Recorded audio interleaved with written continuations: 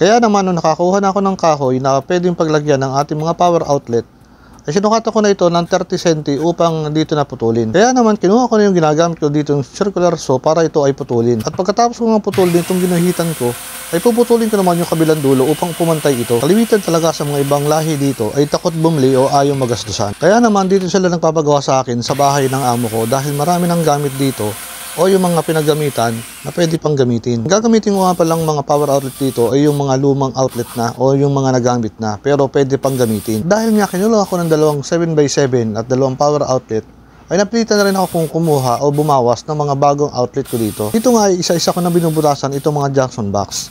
At kailangan din ang pagbubutas natin dito ay tapat-tapat dahil sa paglalagay natin ng mga cable. Kailangan talaga ay diretso ang pagbubutas natin nito upang sa paglalagay natin ng cable ay hindi tayo mahirapan. Ngayon naman ay lalagyan ko ng tagdadalawang screw ang bawat junction box na ito dahil ito ang magpapatibay dito. Ganito talaga ang ugali ng mga ibang lahi dito. Hindi na baling luma, wag lang silang makabili. Minsan talaga ay aabutin ka rin ng inis sa kanila dahil sa mga ugali na pinakikita sa atin. Ugali kasi nila pag may ipapagawa sa akin ay kukulitin ka ng kukulitin. At kahit sabihin mo na wala pang gamit ay talagang kukulitin ka nila ng kukulitin. Kaya naman ang ginagawa ko ay sinasadya kong patagalin. Dahil minsan kung mag-utos sila daig pa nila yung aming mga amo.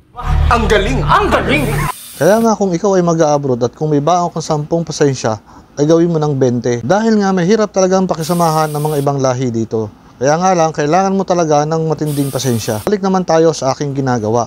At ngayon nga ay nilagyan ko nito ng mga cable. Cable nga pala na inilalagay ko dito ay may sukat na number 12 na AWG. Talaga ang sukat ng wire na ginagamit sa pang-outlet. Ang amps capacity nga pala nito sa ating circuit breaker ay 20 ampere. Pero ito ay itatimes mo pa sa 80% para sa ating safety factor. Kapag tinimes mo yung 20 ampere sa 80%, ang kakalabasan nito ay 16 ampere. So 16 ampere lang yung magiging load allowed mo sa iyong wire na number 12. Kaya maganda talaga na alam natin yung mga safety factor ng ating mga wires. Kaya mas matibay din talaga itong ginagawa kong DIY na extension kaysa sa nabibili nating extension sa tindahan. Kalimitan kasi sa nabibili na extension wire ay maliit ang wire nito sa loob. Kaya pag sinaksakan mo ng kettle at plancha ay madaling mag-melt ang mga wire nito sa loob. Yung nabibili kasi ng extension ay pang light use lang. Pero hindi naman ibig sabihin na perfecto itong ginawa kong DIY na extension. Kaibahan kasi sa ginawa kong extension ay tama ang sukat ng wire na inilagay ko. At alam ko din na medyo mabibigat na load ang isasaksak dito. At mahalaga din na alam natin ang amps capacity nito. Ganito rin nga pala yung ginawa ko sa central. Kung makikita nyo sa aking video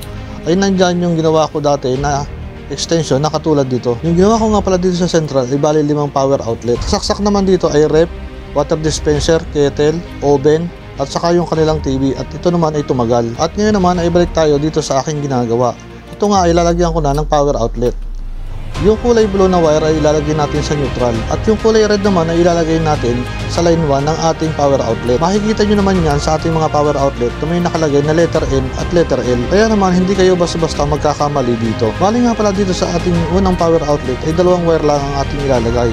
Ito yung line 1 at line 2. At dito naman sa pangalawang outlet ay magiging apat na ito. Magiging dalawang blue at magiging dalawang red. Yung dalawang napalagdag na red and blue, yun naman yung looping papunta doon sa kabilang power outlet. At doon naman sa pangatlong power outlet natin ay magiging apat uli ang wire nito dahil papunta naman ito doon sa huling power outlet natin. Bali susundin nyo lang yung color code ng ating mga wire.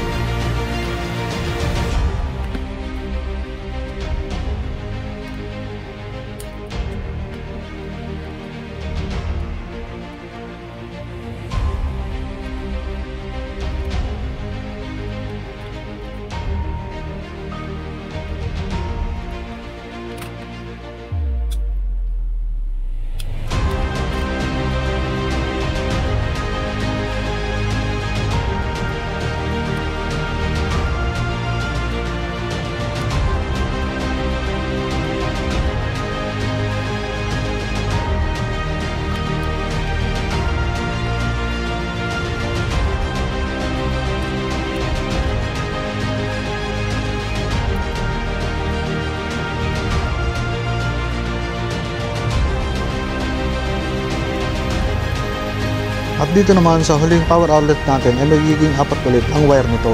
Dahil dito na natin ilalagay yung kanyang royal cord. Ang haba nga pala ng royal cord na nilagay ko ay 4 meters. At ang sukat ng wire ng royal cord na ito ay 2.5. Kaya tamang-tama din talaga sa mga wire ng ating mga power outlet. Hindi kasi pwede na mas maliit ang wire ng royal cord kaysa dito sa mga wire ng power outlet. Katapos nga ng pag-wiring ko dito sa kanyang mga power outlet, ay lalagyan ko na ito ng kanya-kanyang tornilyo para ikabit dito sa kanyang mga box. I-make sure din natin na walang nakalabas na hibla sa mga terminal nito upang maiwasan natin ang mahipo o maaksidente at makuryente tayo sa ating ginagawa. At siguraduhin din natin na mahigpit ang ating pagkaka-screw sa ating mga wire dito sa ating mga terminal upang maiwasan naman natin ang pagkakaroon ng loose connection. Kapag hindi kasi natin masyadong nahipitan ang ating mga terminal o yung mga tornilyo dito sa ating mga wire, ay mag-iinit ang mga wire nito at magme-melt hanggang ito ay masunog. At pag na-check na natin na mahigpit na talaga yung mga wire sa kanyang mga terminal, ay pwede na natin i-screw sa kanya-kanyang mga box.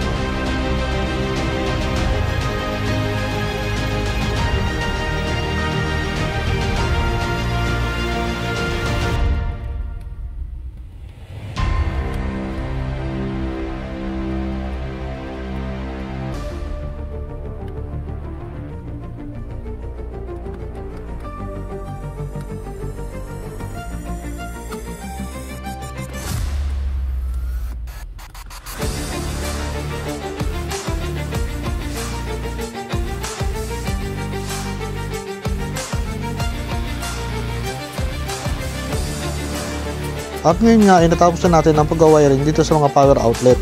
At ang gagawin naman natin ngayon ay lalagyan natin ng plug itong ating Royal Cord. At dahil nga naandito tayo sa Saudi Arabia, ang gagamitin kong plug dito ay 3-pin. Hindi gaya ng plug sa atin sa Pilipinas na ang ginagamit ay American type na 2-pin. Ang kagandahan nga lang sa 3-pin plug na ito ay meron itong fuse. Ang amps capacity nga pala ng fuse na nakalagay dito ay 13 amps. Ito kasi ang safety features ng plug na ito. Ito kasi ang unang bumibigay pag nag-overload ang ating mga extension. Pag nag-overload kasi ang ating mga extension, ito yung unang bumibigay at papuputol na ang dumadaloy na kuryente papunta sa ating mga power outlet. Hindi gaya ng 2-pin plug sa atin sa Pilipinas na walang safety features na katulad nito. Pag bumili ka kasi ng 2-pin plug sa atin sa Pilipinas ay wala itong fuse sa loob. Hindi naman sa namaliit ko ang produkto ng electrical sa Pilipinas. Kumbaga sinasabi ko lang yung pagkakaiba ng 3-pin plug at 2-pin plug sa atin. Iwasan naman ang unsafety ng plug 2-pin sa atin kung alam mo ang maximum amps nito. Dito naman sa Saudi Arabia, hindi porket maganda o mamahalin ang nabili mong extension wire ay safety na ito. Mahalaga pa rin na alam mo ang kapasidad ng extension na gagamitin mo. Marami kasi sa atin na porket marami ang outlet na nakalagay dito sa kanyang mga extension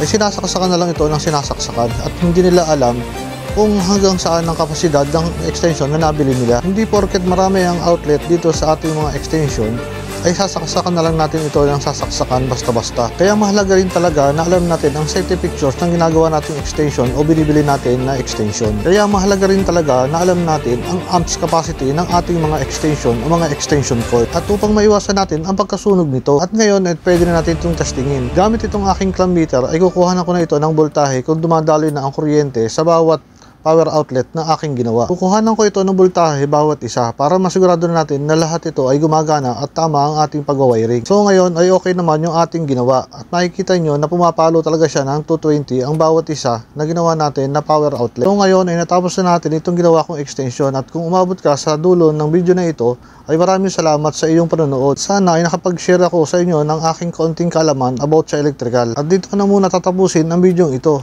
At muli ang aking pasasalamat sa iyong panonood.